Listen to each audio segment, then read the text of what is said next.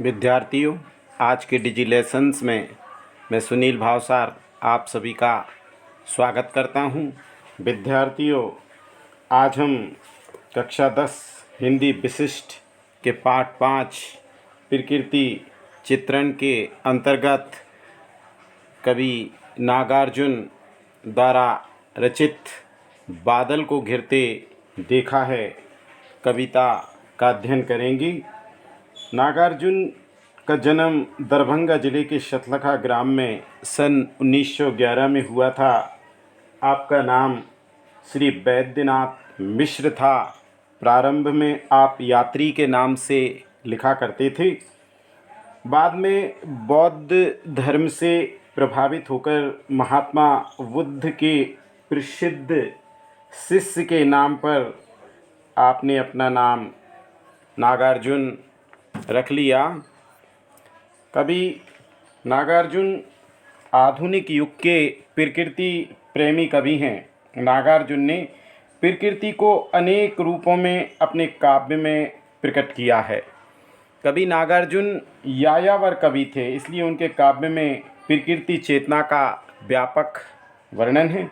प्रस्तुत कविता में उन्होंने हिमालय पर घिरते बादलों के विभिन्न रूपों के साथ उनके द्वारा संवेदित विभिन्न संदर्भों को अभिव्यक्त किया है। कविता। अमल धवल गिर के शिखरों पर बादल को घिरते देखा है, छोटे छोटे मोती जैसे उसके शीतल तुहिन कणों को मान सरोवर के उन स्वर्णिम कमलों पर गिरते देखा है, बादल को घिरते देखा है। संदर्भ। प्रस्तुत काव्यांश हमारी पाठ्य पुस्तक हिंदी नवनीत के प्रकृति चित्रण के अंतर्गत बादल को घिरते देखा है पाठ से अवतरित हैं। इन पंक्तियों के रचयिता बाबा नागार्जुन हैं। प्रसंग। प्रस्तुत काव्य पंक्तियों में कवि नागार्जुन ने हिमालय पर्वत पर घिरने वाले बादलों के सौंदर्य का चित्रण किया है। व्याख्या। कवि नागार्जुन कहते हैं, अमल माने निर्मल स्वच्छ, ध्वल माने सफ़ेद, गिरी माने पर्वत के शिखरों पर माने चोटियों पर बादल को घिरते देखा है, बादलों को घिरते हुए देखा है। छोटे छोटे मोती जैसे, छोटे छोटे मोती के समान चमकने वाले शीतल तुहिन कणों को, शीतल माने ठंडे, तुहिन कणों माने ओस की बूंदों को मान सरोवर के उन स्वर्णिम, मान सरोवर तालाब के उन स्वर्णिम माने स्वर्ण के समान दिखाई देने वाले कमलों पर गिरते देखा है। कमल के फूलों पर या कमल पुष्पों पर गिरते हुए देखा है। बादल को घिरते देखा है, मैंने बादल को घिरते हुए देखा है। कवि नागार्जुन कहते हैं कि निर्मल हिमालय पर्वत की सफ़ेद बर्फ से ढकी चोटियों पर मैंने बादलों को घिरते हुए देखा है। छोटे छोटे मोती के समान चमकने वाले ओस कणों को मान सरोवर तालाब में खिलने वाले स्वर्ण कमलों पर गिरते हुए देखा है। मैंने बादलों को घिरते हुए देखा है। तुंग हिमालय के कंधों पर छोटी बड़ी कई झीलें हैं। उनके श्यामल नील सलिल में समतल देशों से आकर पावस की उमस से आकुल तिक्त मधुर विस्तंतु खोजते हंसों को तिरते देखा है, बादल को घिरते देखा है।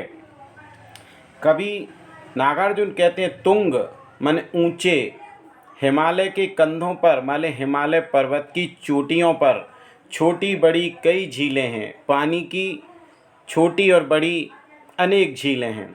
उनके श्यामल नील सलिल में, उन झीलों के नीले काले सलिल माने पानी में समतल देशों से आकर, समतल देशों से माने दूसरे देशों से आकर पावस की उमस से आकुल, मानी गर्मी से व्याकुल होकर या पानी की कमी से व्याकुल होकर तिक्त मधुर विष तंतु खोजते। तिक्त माने तीखे, मधुर माने मीठे, विष माने विष वाले, तंतु माने जंतुओं को या विष तंतु या कमल नाल खोजते हुए हंसों को तैरते देखा है। तैरते माने तैरते हुए, हंसों को तैरते हुए देखा है।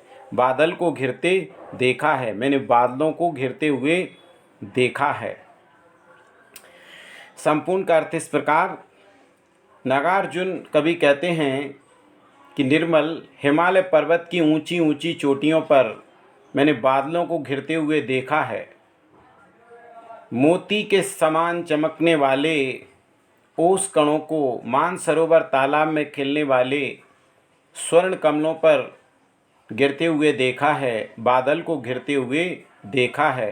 हिमालय पर्वत की ऊंचाइयों वाले भाग में छोटी और बड़ी पानी की कई झीलें हैं। उन झीलों के नीले काले पानी में गर्मी से व्याकुल होकर बहुत से हंस आ जाते हैं और भोजन के लिए तीखे, मीठे और विष वाले जंतुओं को पानी में खोजते रहते हैं। उन हंसों को मैंने इन झीलों में तैरते हुए देखा है, बादल को घिरते देखा है। विशेष रमणीय प्रकृति चित्रण किया गया है। छंद मुक्त कविता है, अनुप्रास अलंकार है, सरल सुबोध तत्सम शब्दों से युक्त खड़ी बोली का प्रयोग किया गया है। ऋतु वसंत का सुप्रभात था, मंद मंद था अनिल बह रहा, वाला अरुण की मृदु किरणें थीं, अगल बगल स्वर्णाप शिखर थे, एक दूसरे से विरहुत हो अलग अलग रहकर ही जिनको सारी रात बितानी होगी। निशा काल से चिर अभिशापित बेबस उन चकबा चकई का वंद हुआ क्रंदन फिर उनमें उस महान सरोवर के तीरे, शैवालों की हरी दरी पर प्रणय कलय छिड़ते देखा है, बादल को घिरते देखा है। कवि नागार्जुन ने प्रस्तुत काव्य पंक्तियों में चकबा और चकवी पक्षी के विरह का वर्णन किया है। व्याख्या कवि नागार्जुन कहते हैं, ऋतु वसंत का सुप्रभात था। ऋतु वसंत माने ऋतुराज वसंत का, सुप्रभात माने प्रातः काल का समय था। मंद मंद था माने धीरे धीरे, अनिल बह रहा माने हवा या वायु बह रही थी, चल रही थी। वालारुण की मृदु किरणें थीं। वालारुण माने प्रातः काल के सूर्य की, मृदु माने मधुर किरणें थीं। अगल बगल स्वर्णाप शिखर थे। अगल बगल माने आसपास सोने के समान चमकने वाले पर्वत शिखर थे। एक दूसरे से विरहित हो, एक दूसरे से अलग रहकर ही जिनको सारी रात बितानी होगी, जो सारी रात बितानी पड़ती है। निशा काल से चिर अभिशापित, चिर निशा काल माने रात्रि काल में, चिर माने बहुत पहले, अभिशापित जिनको शाप दे दिया गया है, जो शापित हैं। बेबस उन चकबा चकई का, विवश उन चकबा और चकबी पक्षी का, बंध हुआ क्रंदन माने रुदन, क्योंकि प्रातःकाल होने पर चकबा और चकवी पक्षी पुनः मिल जाते हैं, जबकि रात्रि काल में ऐसा माना जाता है कि उन्हें शापवश सारी रात एक दूसरे से अलग अलग होकर बितानी पड़ती है। इसलिए रात्रि काल को उन दोनों के लिए अभिशापित माना गया है और प्रातःकाल होने पर उनका पुनः मिलन हो जाता है। फिर उनमें उस महान सरोवर के तीरे, फिर उनको उस महान सरोवर माने सरोवर के तीरे माने किनारे पर, शैवालों की हरी दरी पर, शैवाल रूपी हरी दरी पर, शैवाल कहते हैं हरी काई को, और यहाँ पर कवि ने शैवाल को दरी की संज्ञा दी है। प्रणय कलय छिड़ते देखा है। प्रणय माने प्रेम करते हुए, कलय माने कलह लड़ाई करते हुए देखा है, बादल को घिरते देखा है, बादलों को घिरते हुए देखा है। कभी नागार्जुन कहते हैं कि ऋतुराज वसंत काल का समय था और प्रातः काल के सूर्य की मधुर किरणें थीं। आसपास सोने के समान चमकने वाले पर्वत की चोटियां थीं और एक दूसरे से विरह व्याकुल होकर अलग अलग रहकर ही जिनको सारी रात काटनी पड़ी, रात्रि काल में मिलने के लिए जिन्हें पहले से ही अभिशापित कर दिया गया है, विवश उन चकबा और चकवी पक्षी का प्रातःकाल होने पर पुनः मिलन हुआ और उनका रुदन बंद हुआ। उन चकबा और चकवी पक्षी को उस महान सरोवर के किनारे पर शैवाल रूपी हरी दरी पर प्रणय और कलह करते हुए देखा है। मैंने बादल को घिरते हुए देखा है। विशेष रमणीय प्रकृति चित्रण, छंद मुक्त कविता। यहाँ पर अनुप्रास अलंकार, मंद मंद में पुनरुक्ति प्रकाश अलंकार, चकबा और चकवी पक्षी का मानवीकरण किया गया है। सरल सुबोध तत्सम शब्दों से युक्त खड़ी बोली का प्रयोग। अगला, दुर्गम बर्फानी घाटी में 7 सहस्त्र फुट ऊंचाई पर अलख नाभि से उठने वाले निज के ही उन्मादक परिमल के पीछे धावित होकर तरल तरुण कस्तूरी मृग को अपने पर चिढ़ते देखा है, बादल को घिरते देखा है। प्रसंग, प्रस्तुत काव्य पंक्तियों में कवि नागार्जुन ने हिमालय पर्वत पर पाए जाने वाले तरुण कस्तूरी मृग का वर्णन किया है। कवि नागार्जुन कहते हैं दुर्गम, दुर्गम माने जहाँ बहुत कठिनाई से पहुँचा जा सकता है। बर्फानी माने बर्फ से ढकी हुई घाटी में 7 सहस्त्र, 7 माने 100, सहस्त्र माने हजारों फुट की ऊंचाई वाले भागों में अलख नाभि से उठने वाले, अलख माने अदृश्य, नाभि से माने टुंडी से, उठने वाली माने निकलने वाले, निज के ही, निज माने अपने ही, उन्मादक माने मदहोश कर देने वाली, परिमल माने खुशबू के पीछे धावित होकर दौड़ लगाते हुए तरल तरुण कस्तूरी मृग को, तरुण माने युवा अवस्था वाले कस्तूरी मृग को अपने पर चिढ़ते देखा है, स्वयं पर चिढ़ते हुए देखा है। ऐसा माना जाता है कि कस्तूरी मृग की नाभि में कस्तूरी पाई जाती है। कस्तूरी की सुगंध बहुत तेज होती है। कस्तूरी मृग उसकी सुगंध से मोहित हो जाता और उसकी प्राप्ति में बांस में, घास में भटकता रहता है, लेकिन कस्तूरी उसको नहीं मिलती। जब कस्तूरी मृग की कस्तूरी की सुगंध से मदहोश होकर उसको ढूंढता फिरता और कस्तूरी ना मिलने पर अपने पर चिढ़ जाता है, उसे गुस्सा आ जाती है। तो इसलिए नागार्जुन कहते हैं कि मैंने कस्तूरी मृग को स्वयं अपने ऊपर चिढ़ते हुए देखा है, बादल को घिरते देखा है। मैंने बादल को घिरते हुए देखा है। यानी संपूर्ण का अर्थ इस प्रकार होगा, कभी नागार्जुन कहते हैं कि बर्फ़ से ढकी घाटियों में जहाँ बहुत कठिनाई से पहुँचा जा सकता है, करीब 100 से लेकर 1000 फुट की ऊंचाई वाले भागों में, वहाँ कस्तूरी मृग पाया जाता है, जिसकी नाभि से अदृश्य रूप से कस्तूरी की मदहोश कर देने वाली सुगंध निकलती रहती है। और कस्तूरी मृग उस सुगंध को प्राप्त करने के लिए बेचैन होकर भटकता रहता है।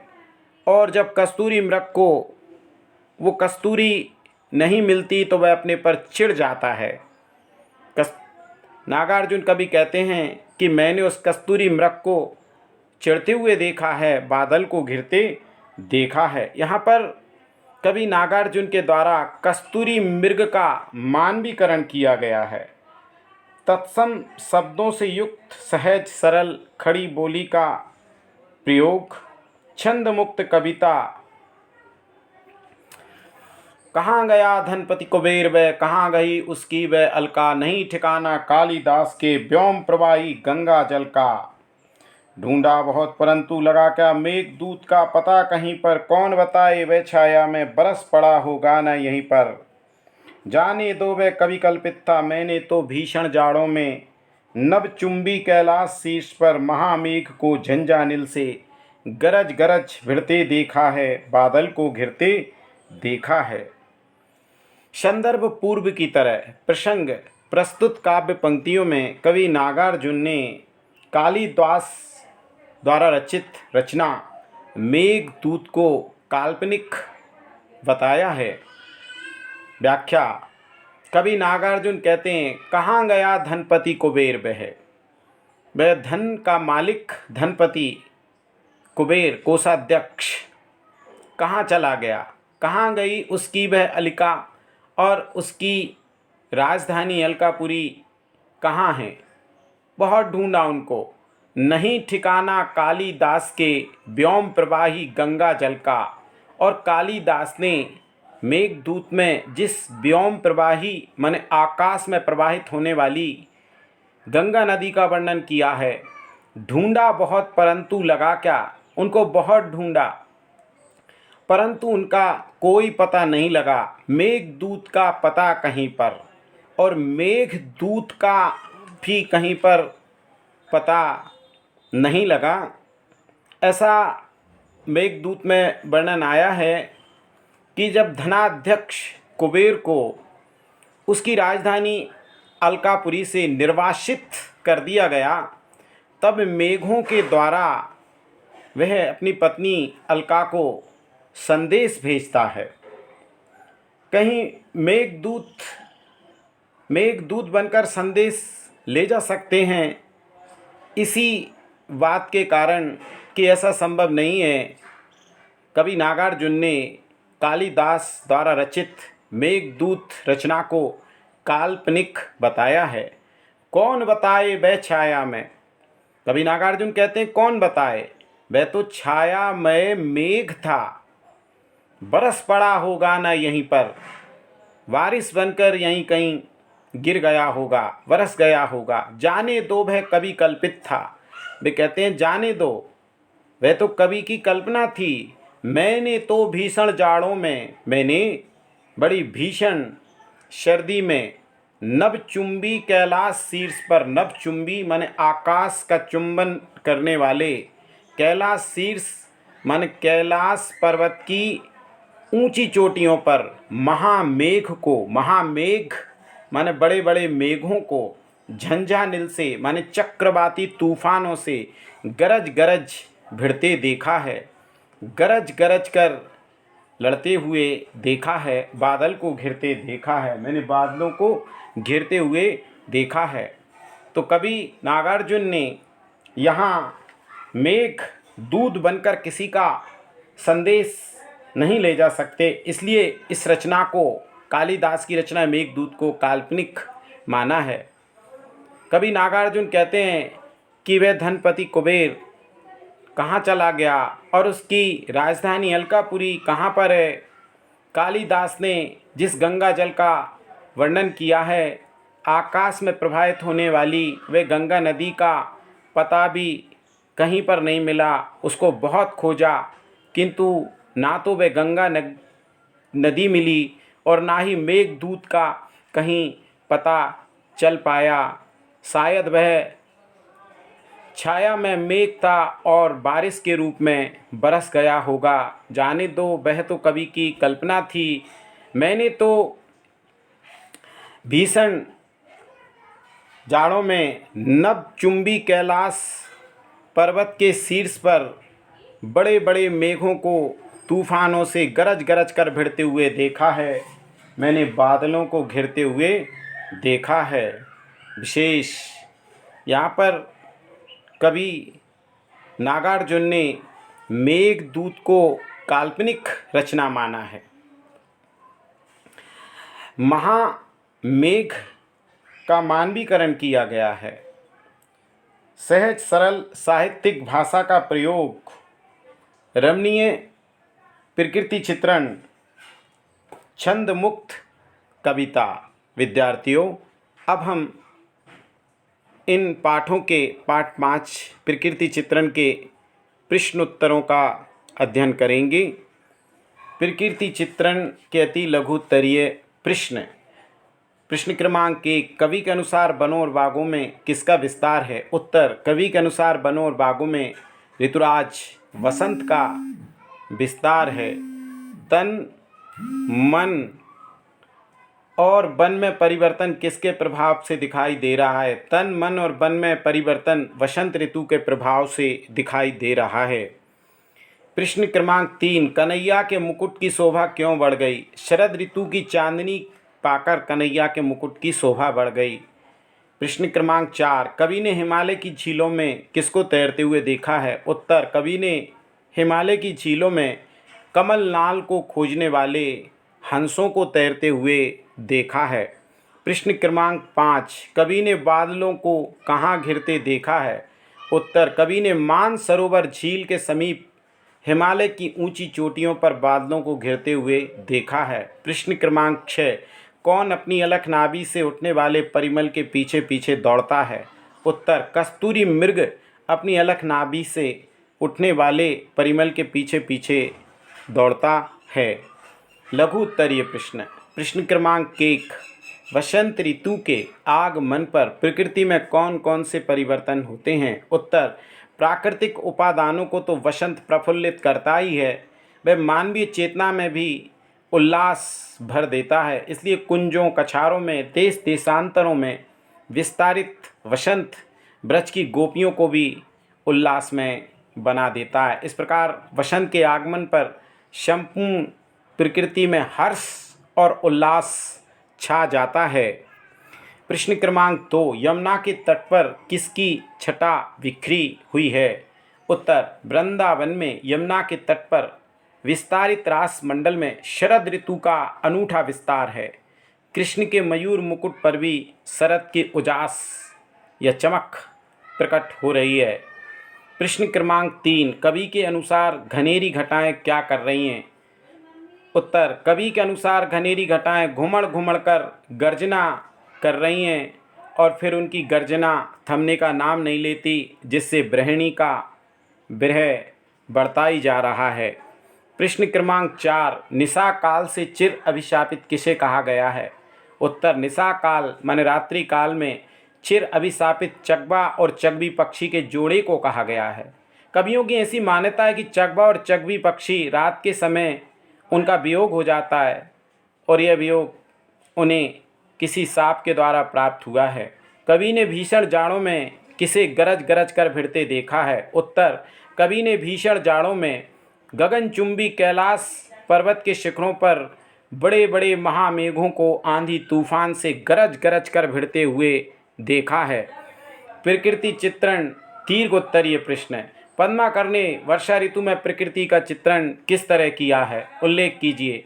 उत्तर, पद्माकर ने वर्षा ऋतु में चारों ओर चमकने वाली बिजली और शीतल मंद सुगंधित वायु के बहने की तथा घनेरी घटाओं के घुमड़ घुमड़ कर गर्जना करने का वर्णन किया है, जिससे ब्रह्मणी का धैर्य समाप्त हो रहा है।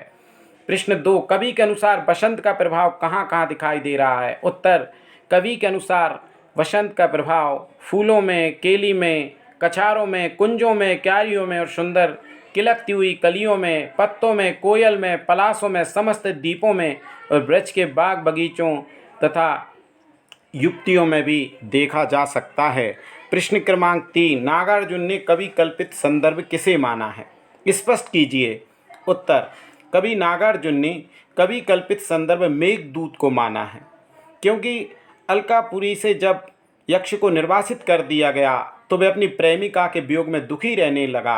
वर्षा ऋतु के आने पर यक्ष ने बादल को दूत बनाकर अर्थात मेघदूत के माध्यम से अपनी प्रेमिका को प्रेम संदेश भेजा है। क्या मेघ को दूत बनाकर संदेश भेजना संभव है अर्थात असंभव है, इसलिए कवि ने इस रचना को काल्पनिक माना है।